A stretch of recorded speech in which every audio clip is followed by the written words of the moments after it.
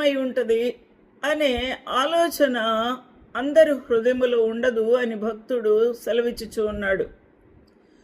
అనగా యేసుక్రీస్తు ప్రభు యొక్క నామమును భరించుటను బట్టియే కదా అతనికి ఈ యొక్క మరణము సంభవించింది అని మనము జ్ఞాపకము చేసుకోవాలి. ఆయనకు కుటుంబము లేదని, బిడ్డలు లేరని, ఆకలి బాధలు లేవని ఉన్నవి అని, లేక ఇల్లు వాకిలి లేదని సమస్య కాదు. ఆయన సమస్య నశించుచున్న ఈ లోకమునకు క్రీస్తు ప్రేమను అందించుట, క్రీస్తు ప్రభువును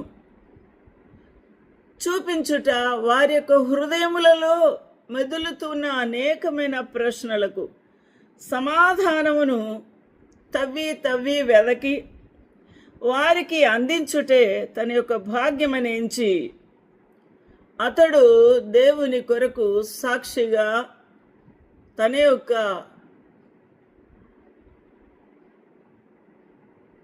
ప్రిమెచ్యూర్ డెత్కి కారణమైంది. అనగా తన యొక్క ఆయుష్ సంపూర్తి కాకమునిపే ఆయన మరణించి ఉన్నాడు. దేవునికి మహిమ కలుగును గాక. ఇక్కడ మరొక విషయాన్ని మనం ఆలోచన చేస్తే, భక్తులైన వారు తీసుకొని పోబడుచూ ఉన్నారు. ఎక్కడికి? వారి ఇంటికి. ఎవరు తీసుకొని వెళ్తున్నారు? దేవదూతలు. అయితే ఎవరిని తీసుకొని వెళ్తున్నారు? మట్టి శరీరముతో ఉన్న ఆ యొక్క కీర్తిశేషులు ప్రవీణ్ పగడాల గారి దేహమును కాదు కానీ ఆయన అంతరంగములో ఉన్న ఆ యొక్క ఆత్మను, భక్తులైన వారిని తీసుకొని పోచున్నారు.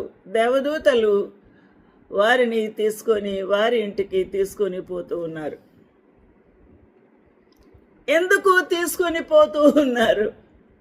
ఏదైనా కారణం ఉందా? ఇంకా 70 సంవత్సరాలు 100 సంవత్సరాలు బ్రతికితే ఇంకా గొప్ప సేవా పరిచర్య చేస్తూ ఉండవచ్చు కదా. ఎంతో బీదలకు సహకారిగా ఉండవచ్చు కదా. ప్రభు ఎందుకు ఉంచలేదు అనే ప్రశ్నే కదా మనలో మెదులుతూ ఉంది. దానికి జవాబు ఏమై ఉంటుంది? వారు ఈ లోకములో